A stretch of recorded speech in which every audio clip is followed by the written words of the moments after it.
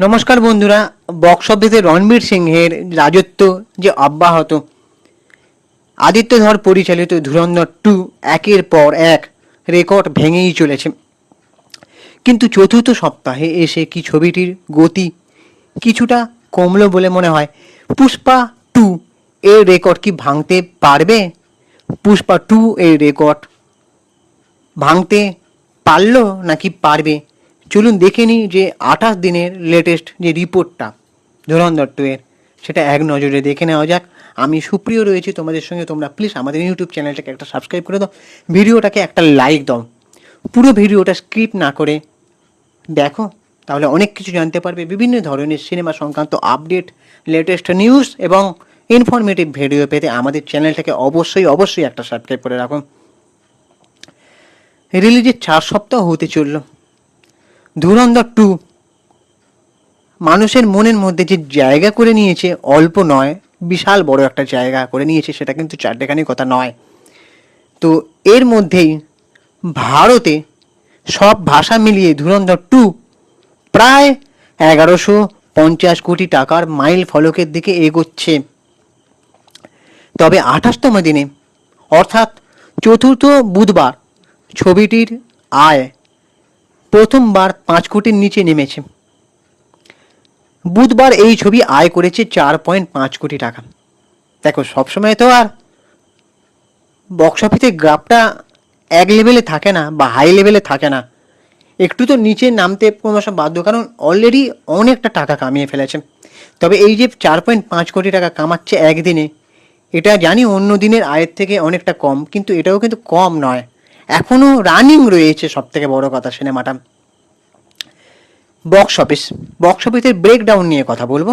এক নজরে দেখে নিই যে ধুরন্ধর 2 এর এ যাবৎ সফর। প্রথম সপ্তাহে 690 কোটি টাকা, দ্বিতীয় সপ্তাহ 271 কোটি টাকা, তৃতীয় সপ্তাহ 120 কোটি টাকা। 28 দিন শেষে মোট সংগ্রহ 1134.80 কোটি টাকা নেট। এটা ভারতের। এবারে পুষ্পা 2 মানে ধুরন্ধর 2 বনাম পুষ্পা 2, চ্যালেঞ্জটা কোথায়?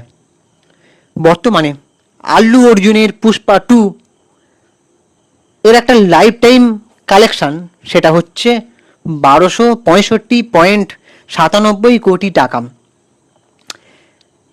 ধুরন্ধর 2কে ভারতের 1 নম্বর সিনেমা হতে হলে এখনও প্রায় 131 কোটি টাকা আয় করতে হবে।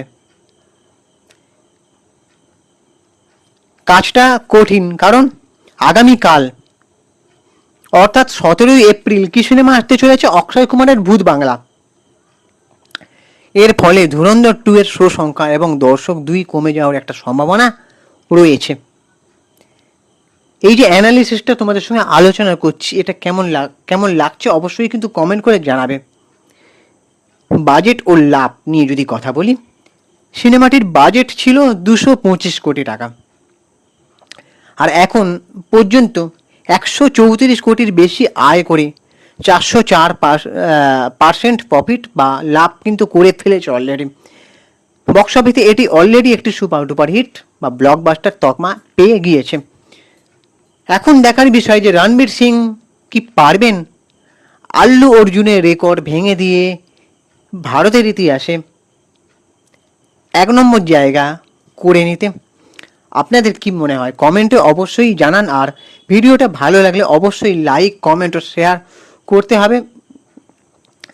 আর এই যে ধুরন্ধর 2 এখনো পর্যন্ত কারা কারা দেখুনি বা কারা কারা মানে অনেকে আছে না রিটার্ন মানে কি বলবো তোমার, যেন যারা একবারের দর্শক নয়, মানে ধুরন্ধর 2 কিন্তু একটা মানুষ অনেকবার দেখেছে, তো তারা বলো যে কবার তোমরা ধুরন্ধর 2 সিনেমাটা দেখেছো, অবশ্যই কমেন্ট করে জানাও। আর ধুরন্ধর ফ্র্যাঞ্চাইজির কোন সিনেমাটা তোমাদের সব থেকে ভালো লেগেছে? আর একটা কথা বলে রাখি, আদিত্য ধর যে সে দেখিয়ে দিল যে কিভাবে একটা ফ্র্যাঞ্চাইজি সিনেমা তৈরি করতে হয় বা নির্মাণ করতে হয়।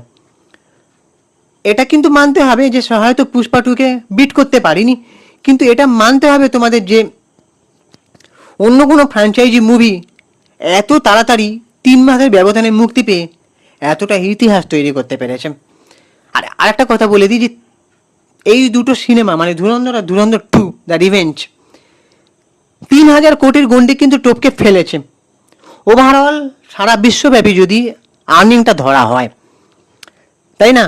তো তোমাদের কি মনে হচ্ছে এখন সেটা অবশ্যই কমেন্ট করে আমাদের জানাও, আর আমাদের ইউটিউব চ্যানেলটাকে সাবস্ক্রাইব করে দাও, ভিডিওটাকে একটা লাইক দাও। বিভিন্ন ধরনের ইনফরমেটিভ ভিডিও পেতে অবশ্যই, এবং ট্রেড অ্যানালিসিস যে ভিডিও সিনেমার আমি যেই অ্যানালিসিসটা করে বললাম, এই যে বিভিন্ন ধরনের অ্যানালিসিস ভিডিও পেতে আমাদের চ্যানেলটাকে সাবস্ক্রাইব করে পাশে থাকো। আমি ইনস্টাগ্রামে রয়েছি সুপ্রিয় পৌতলে সিনেমেডিয়া অথবা চিঙ্কি বাবু 2531, ওখানে গিয়ে ফলো করে দাও। চলো টাটা, লাইক করো, সাবস্ক্রাইব করো। আবারও বলছি টাটা, ভালো থেকো সবাই।